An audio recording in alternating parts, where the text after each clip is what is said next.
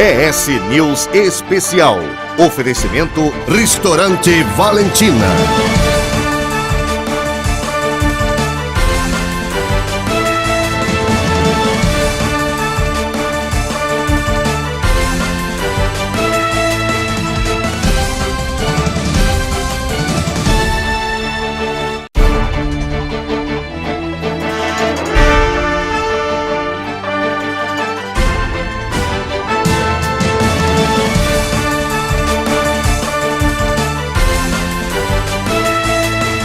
Agora, no ES News Especial.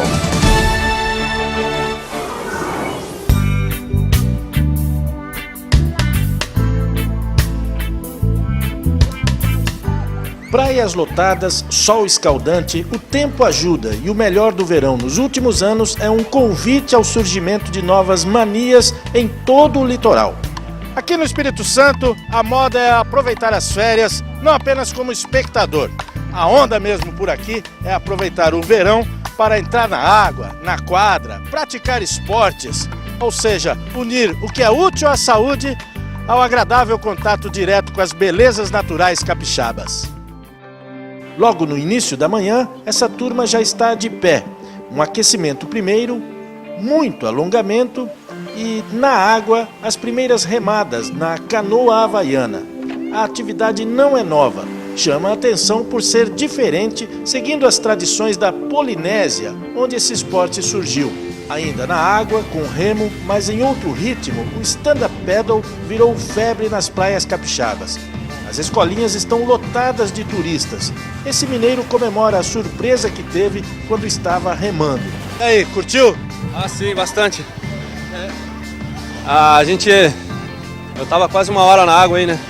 A gente locou a prancha aí, não conhecia o stand-up ainda, mas a gente curtiu bastante. A gente pôde ver alguns bichos na água, né? Alguns peixes. A gente viu uma tartaruga muito bonita ali agora. Brinca? É verdade. Ela tinha em torno ali de uns 80 centímetros a 1 metro mais ou menos de diâmetro. Muito grande, nunca tinha visto. O instrutor tira onda, chega com a prancha inflável numa mochila. Depois de alguns minutos e muito sacrifício... Então, isso aqui é aquecimento. Antes de ir para dentro da água, já faz aquecimento inflando a prancha, já ajuda na remada, né? O material de trabalho está pronto. Turistas aguardam para praticar o stand-up. Essa baianinha vai pela primeira vez para a água com uma prancha. Antes, umas dicas e muita expectativa. Vou pedir que você reme pro lado de lá, beleza? Sempre perto das boias ali, que ali você vai conseguir remar melhor. Se estiver indo para lá, muito longe da barraca e quiser voltar, o que você vai fazer? Vai estar remando normal, vai colocar o remo lá atrás, vai remar ao contrário, beleza? Vai dar umas 3 remadas ao contrário. Quando a prancha virar para lá, você volta remando, beleza? E a expectativa? Ótimo, eu adoro esporte radical. Prancha, surf, eu gosto, acho bem legal. Já pegou uma dessas? Não, primeira vez. Ainda na praia, mas na areia, esses outros turistas aprendem a manter a sintonia entre os praticantes do frescobol. Os mais avançados ficam mais tempo sem deixar a bolinha cair. As quadras de futevôlei são as mais procuradas. Nessa turma só tem iniciante. Aqui eles fazem de tudo, desde a montagem da rede. O que importa é poder praticar um dos esportes mais populares do verão. Na outra quadra estão os mais experientes, mas aqui, apesar de ter mais intimidade com a bola, eles respeitam muito quem está começando. Na verdade, quem não insistiu, né, no passado e hoje não insistir, não vai conseguir, porque ele é um esporte muito técnico. Né, tem muita semelhança com o vôlei, haja visto pelo próprio nome, né, mas ele é muito técnico. Né, e essa técnica, ela exige o quê? A prática, né, o treinamento e a insistência. Do outro lado da quadra, batendo bola, ninguém menos que Buru, que já recebeu a bola de ouro da FIFA como o melhor do mundo em outro esporte, o beach soccer. Buru, parece que esse ano tem mais gente praticando o esporte aqui no nosso litoral. A que se deve isso? Bom, primeiro se deve a essas praias maravilhosas, esse litoral vasto que nós capixabas temos para usufruir. E o incentivo, né, que a cada dia que passa as pessoas vêm descobrindo que só o esporte, né, te dá saúde, te dá uma inspiração, te dá uma condição melhor, uma qualidade de vida melhor. E a gente com esse espaço, com essas praias lindas que nós temos aqui, nada mais agradável do que você amanhecer o dia praticando, exercitando e fazendo culto ao corpo, né? Que é essas atividades que nós temos aí de verão, no caso futevôlei. Hoje nós temos o stand-up paddle, que é uma febre também aqui no nosso estado. E entre outras atividades que ao longo da praia vocês vão poder acompanhar, no caso frescobol, beach tênis, o beach soccer, né? Que é a minha modalidade. Então a gente fica muito feliz de ver nossa população, jovens, adultos, melhor idade, crianças, todos praticando esporte. Isso é muito legal. Num lugar assim, feito só pra mim, lá onde Deus está, místico, santo, além do mar. Bom, a nossa entrevista especial dessa semana é com o Dr. Hércules Silveira e ele tem muita história para contar. Nesse primeiro bloco a gente vai conversar um pouquinho a respeito da trajetória profissional de Dr. Hércules. Eu contei nos dedos aqui, estava contando aqui quantas profissões ele já teve, eu contei 16, talvez tenha mais. Dr. Hércules, tudo bem com o senhor, né? Tudo bem, Giovanni, muito obrigado. Eu quero dar um abraço a todos, especialmente nossos amigos da Rede TV. Bom, o senhor foi engraxate, vendeu banana, vendeu bilhete de jogo do bicho, enfim, podemos dizer que o senhor é um batalhador, né? Mas teve uma história muito interessante, o senhor virou chefe de um setor porque aprendeu a assoviar, é isso? Como é que é essa história? Na verdade, quando entrei na fábrica de tecido com 14 anos, em 1954, eu observei que tinha um amigo da mesma idade. Ele comandava as meninas, cerca de 15 a 20 meninas, com assovio, comandava porque o ruído era muito intenso, e ele chamava as meninas para descarregar os novelos de outra máquina, assoviando e também com os dedos e mostrando o número da máquina, na máquina 10, máquina 20, e a menina ia lá com um engradadozinho e trocava os novelos, tirava os carregados e colocava o descarregado. Então eu aprendi a assoviar e depois galguei esse posto porque eu me esforcei. Precisou de alguém para substituir o chefe e você deu um assovio perto de alguém, de quem escolhia esse alguém e foi escolhido, né? Substituí as férias dele, depois acabei ficando no lugar dele. Agora tem uma outra história também do seu aprendizado como torneiro mecânico. Trabalhava numa fábrica e viu que aquela era uma atividade importante. Como é que você virou torneiro? O torneiro pelo seguinte, eu comecei a trabalhar na fábrica de tecido, então, lá no algodão, que a gente falava assim, Cachoeiro, mas comecei a ver que tinha dois caras mais famosos na fábrica. Era o gerente e era o torneiro mecânico. O gerente eu não podia ser. O torneiro mecânico era questão de tempo. E por que torneiro mecânico era famoso? Porque a gente estava jogando uma pelada domingo ou sábado, um feriado, chegava um cidadão, parava a pelada para tirar o torneiro, para ir na fábrica fazer uma peça, porque as máquinas inglesas não podiam ficar paradas muito tempo.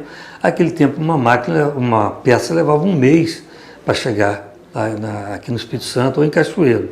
Então a gente tinha que fazer aquela peça durante aquele dia, durante aquela noite, para a máquina não ficar parada. Então parava a pelada para chamar o torneiro para fazer a peça. Então eu falei, eu quero ser chamado também, quero ser famoso, me chamar para ir fazer essa peça no domingo. E isso aconteceu dessa forma. Aí convenceu o dono da indústria a fazer com que as pessoas o ensinassem a atividade como torneiro mecânico. Mas depois o senhor foi faxineiro da Santa Casa, lá de Cachoeiro, e aprendeu duas atividades. Aprendeu a dirigir, mesmo sem ter carteira profissional, e também aprendeu a atividade de enfermeiro, assim, olhando, né? Prático, né? Enfermeiro prático. Como é que foi isso? Na verdade, eu gostava muito, sempre gostei muito da área de saúde. E tinha um enfermeiro lá, Mário Dardengo, que é uma pessoa maravilhosa, e ele me deixava aplicar injeção, aplicar soro, fazer curativo. Daí a pouquinho já estava fazendo uma sutura naquelas pessoas que chegavam lá com qualquer incisão, geralmente no couro cabeludo, por causa de briga no braço. Então ele deixava eu fazer isso. E fazendo esse trabalho, um dia eu estava dando um ponto, e o doutor Everli, que era contador da Santa Casa... Everli Grande Ribeiro, que foi presidente do Tribunal de Justiça aqui, não é isso? Doutor Everli Grande Ribeiro, ele era o contador da Santa Casa, e ele olhou e falou, menino, ele tinha mania de chamar a gente de menino, e eu era menino mesmo, o que você está fazendo aí? Dando ponto? Você sabe fazer isso? Eu falei, não, o Mário me ensinou, eu pensei que ele fosse brigar comigo.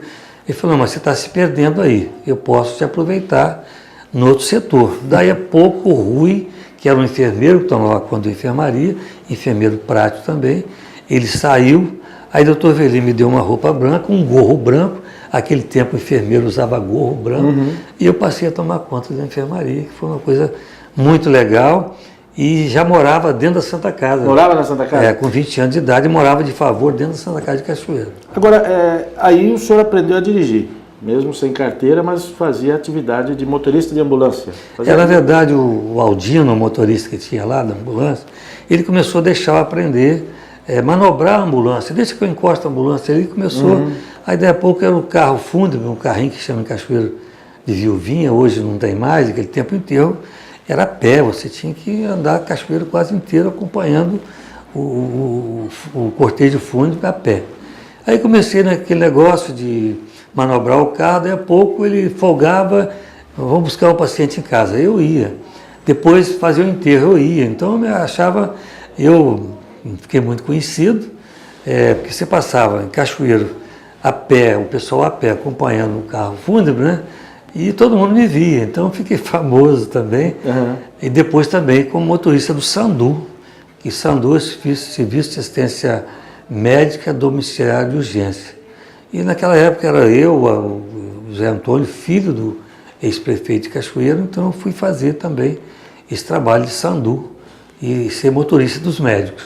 Bom, eu sei de uma história que o senhor, quando ouvia um médico ser chamado no alto-falante da Santa Casa, o senhor tinha falava para si mesmo assim, e falava para os outros também, um dia vocês vão ouvir o meu nome ser chamado como médico nesse alto-falante. É verdade isso? Isso é verdade, até uma história pitoresca, porque eu lavando o chão, só tinha o primário, e meus colegas também lavando o chão. Aí o alto-falante falava assim, atenção, doutor Ubaldo, que era o craque, era o maior cirurgião, aliás, até hoje, que já passou no sul do estado, doutor Ubaldo Caetano Gonçalves. Falava assim, atenção, doutor Ubaldo, queira comparecer o centro cirúrgico com urgência. Aí eu falava com meus colegas, vocês vão ouvir meu nome nesse alto-falante também, me chamando centro cirúrgico com urgência. Todo mundo achava graça, mas eu levava a sério, porque eu fiz um projeto para a minha vida. Você faz uma casa, você faz um projeto. Você vai comprar um carro, você faz um projeto. Você vai comprar, mudar seus móveis, você faz um projeto. Para a sua vida, você não faz um projeto, você tem que fazer a coisa mais importante que você tem, é a sua vida. Então eu fiz um projeto para a minha vida. Então o que aconteceu? Eu fiz esse projeto, só tinha o primário, eu fiz o ginásio, os 4 anos, fiz 3 anos de contabilidade, fiz há 1 ano ainda no liceu, dei aula 2 anos de contabilidade, contabilidade pública e técnica orçamentária, fui professor 2 anos, e depois fiz direito, 5 anos de direito, advoguei, e depois fiz vestibular de medicina e passei, e vim morar em República aqui, devolvi minha mulher, a minha sogra outra vez, e vim morar em República, fiz 1 ano em República. Então essa história, eu gosto muito de contar isso, principalmente para os jovens, para os estudantes, para incentivar a meninada a estudar. Se você não estudar, você vai ficar no mesmo lugar. Você pode ganhar na Mega Sena sozinho. Esse patrimônio você pode perder um dia. Agora, a cultura, o saber, ninguém te toma. Mentira. Conhecimento, ninguém te toma. Eu, já aproveitando, vou entrar nesse assunto. O senhor é uma história viva de superação. O senhor é uma história muito rica de superação. É possível chegar a atingir qualquer objetivo, tendo muita vontade, tendo fé, tendo essa determinação que o senhor teve? Giovanni, com certeza. Isso que eu estou falando, você tem que fazer um projeto para a sua vida. Se você quiser, você será, mas você tem que ter dedicação.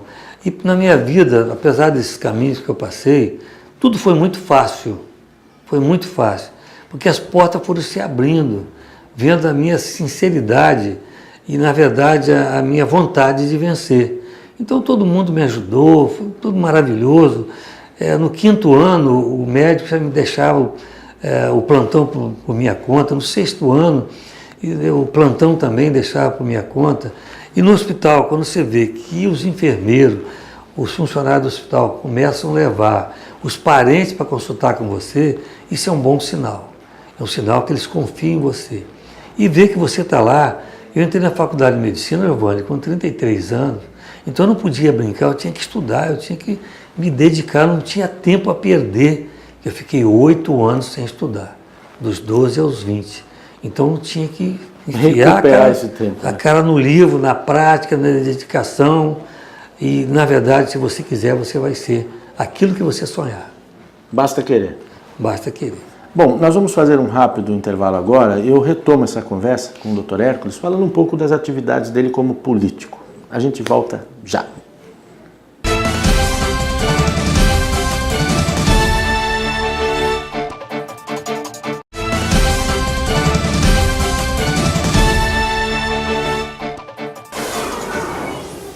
Muito bem, voltamos. Eu estou conversando com o Dr. Hércules Silveira, vascaíno, e agora descobri que ele também foi jockey durante um período, mas não vamos entrar em mais essa atividade, não. Agora a gente vai falar sobre política.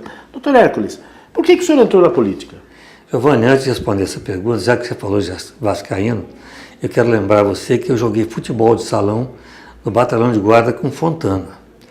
E Fontana, depois, ele foi para o Vasco, né? Eu só não fui para o Vasco porque eu voltei para Cachoeira, não pude ir para o Vasco. Mas eu entrei na política porque trabalhava na Santa Casa de Cachoeiro e tinha o presidente da Santa Casa de Cachoeiro, ele era vereador, o seu Coelhinho. E ele falou assim, ó, está terminando meu mandato, eu não quero ser mais vereador, mas a Santa Casa precisa ter um vereador para abrir a porta do poder público. Então juntou a Madre Superiora, a Irmã Celeste, juntou Madre Gertrude de São José, fundadora da Congregação de Cachoeiro, o seu Coelhinho, mais quem que eu me lembro aqui, Dom Luiz Gonzaga Peluso, que era o arcebispo da época de Cachoeiro, e disseram o seguinte, ó, você é o cara que nós vamos indicar. Você é o nosso vereador. Você vai ser o nosso vereador. Eu era motorista do Sandu nessa época. Aí eu falei, puxa, mas como eu era militante da Casa Estudante, daquelas confusões da Casa Estudante, eu também participava. Eu dava aula nessa época de contabilidade, estudava Direito, na Faculdade de Direito de Cachoeiro. Então tinha uma militância política estudantil muito grande, no meio dos professores também, porque eu dava aula. E eu fui escolhido, naquela época, eu fui o vereador mais votado da história de Cachoeiro. Até então, o último vereador entrou com 350 votos, eu tive 1.664 votos, quando votaram 24.222 eleitores. Foi um recorde, que esse recorde, muito Quase tempo... 4 vezes o segundo colocado. Com certeza. Muitos anos depois, Giovanni, que entrou o Roberto Valadão e que bateu o meu recorde. Mas esse recorde foi muito grande e eu agradeço ao povo de Cachoeiro, que nessa época, inclusive, vereador era voluntário. Vereador não tinha salário. Não sou contra o salário de vereador, mas, na verdade, eu tenho que mostrar essa história, porque na Assembleia, por exemplo, hoje eu sou o único deputado que foi vereador e vereador voluntário, não tinha nenhuma remuneração. Depois o senhor veio para Vila Velha e foi vereador também em Vila Velha. Durante quantos mandatos? Chegou a presidir a Câmara? Eu fui vereador 5 mandatos, fui presidente da Câmara por 2 mandatos, fui vice-presidente por 2 mandatos e fui primeiro secretário por um mandato. Fiquei na mesa diretora ajudando 10 anos na mesa diretora. Qual foi o principal projeto seu como vereador? Olha, eu sempre trabalhei na Comissão de Saúde. Eu estou indo para o 9º mandato, né, legislativo, e toda a Câmara que eu passei, todo o mandato que eu entrei, só me interessou a presidência da Comissão de Saúde. Então, mas destaca um para a gente, um projeto. Bom, na verdade, o que nós podemos fazer em Vila Velha é o que eu tenho feito na minha obra social. Como eu não posso atender a população de Vila Velha inteira, que a minha obra social começou em Terra Vermelha. Eu era voluntário, trabalhei 8 anos em Terra Vermelha como voluntário. Depois eu mudei a obra social para Jaburuna, ficou distante para o povo, a região 5, que procura mais da nossa obra social. Depois eu coloquei aqui perto do INSS, aqui na Luciana das Neves. Também ficou difícil para quem vem do sul da cidade. Aí centralizei aqui na rua Francelino Setúbal, aqui perto da Caixa Econômica, e meu principal trabalho tem sido esse de fazer esse trabalho voluntário. Nós temos vários médicos, vários especialistas, psicólogos, fonoaudiólogos, nutricionistas que trabalham como voluntário na nossa obra. Quantas pessoas você chegou a atender nessa obra? Olha, na verdade, eu tenho um fichário meu próprio, cerca de quase 28 mil pessoas eu tenho hoje. O meu prontuário é separado dos demais. Na verdade, entre todos aqui, nós temos mais de 50 mil pessoas, 53 mil praticamente pessoas cadastradas que passaram por aqui pela nossa obra social. Agora, como deputado, a sua atividade ela é muito ligada a organizações que atendem a população carente e organizações que dão suporte ou que dão socorro a pessoas numa situação vulnerável, frágil. Como é que é isso? É um leque de entidades, de ONGs e tudo mais muito variado, né? Giovanni, com certeza. O meu sonho é que nós tivéssemos o terceiro setor funcionando da seguinte forma. Nós temos o Estado, a Secretaria de Ação Social, mas o terceiro setor iria englobar o quê? Todas essas ONGs, um endereço para que aquela criança que faz transplante coclear, que é surda, que não vá para Campinas, que possa ser feito aqui. E tem sido feito em alguns hospitais aqui. Não precisa se deslocar a mãe, a família para Campinas. Pessoal com Alzheimer, doença de Parkinson, doença celíaca, AIDS, hepatite, doença reumática e várias entidades, várias doenças que eu, no momento, eu não me lembro, mas são todas essas ONGs que fazem esse trabalho maravilhoso que a gente precisa juntar. Doação de órgãos, doação de órgãos. Nós fazemos em maio, 31 de maio, Dia Mundial de Combate ao Tabagismo. Nós fazemos uma ação, levamos uma boneca que chama Nicolina. Essa boneca fuma um cigarro, mostra o filtro, como que fica a nicotina. Nicolina o que é nicolina? É nicotina com alcatrão. Então nós mostramos essa boneca. Nós mostramos também a caminhada do Novembro Azul, que eu capitaneei. Outubro Rosa. Outubro Rosa, jamais a mulherada que faz. Novembro Azul, eu que tomo a frente. O Dezembro Vermelho, que é a AIDS, que é 1º de dezembro, é o Dia Mundial de Combate à AIDS. Então, na verdade, nós temos esse trabalho todo, queremos juntar tudo isso num pacote só para melhorar o endereço para essas pessoas procurar onde poderá minimizar o seu sofrimento. Dependendo do senhor, o que o senhor acha que é possível, o que é necessário produzir, a classe política produzir para melhorar a qualidade de vida da população brasileira? Para a gente encerrar a nossa conversa hoje.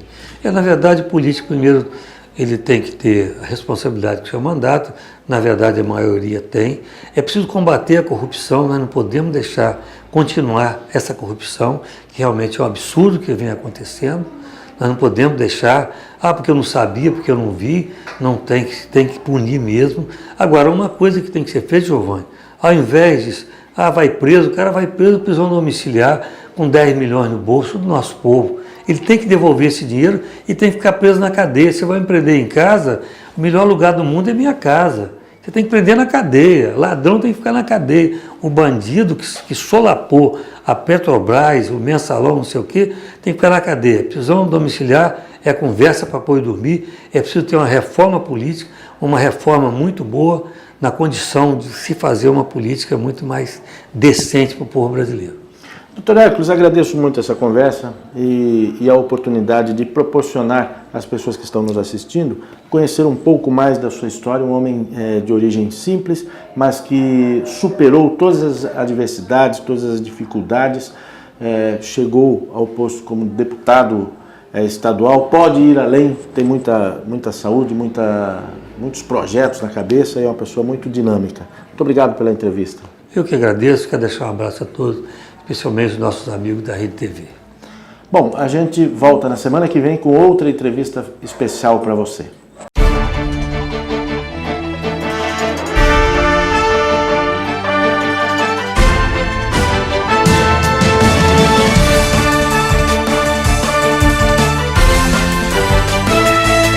ES News Especial. Oferecimento Restaurante Valentina.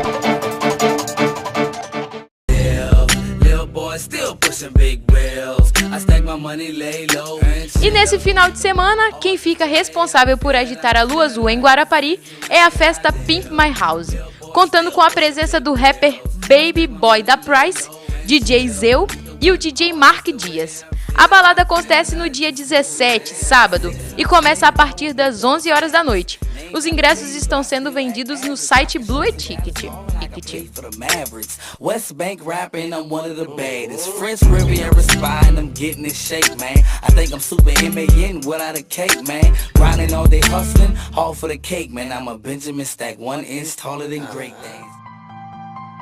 E na Taiko, em Enseada Azul, os irmãos Fabrício e Fabiano Cravos se apresentam como os DJs Twins Music, junto com os DJs Léo Santos, Robson Moreira e The Doctor, em Guarapari no dia 17, a partir do meio-dia. Os ingressos estão sendo vendidos no Talibá.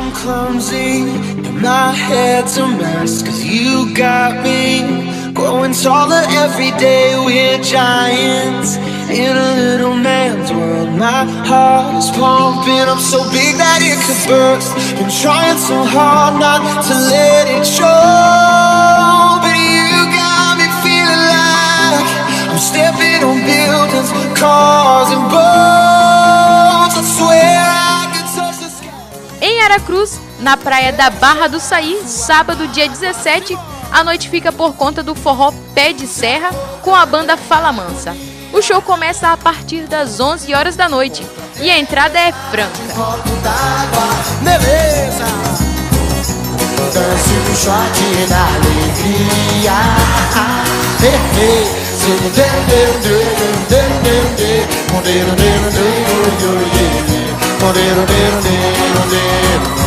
Simbora.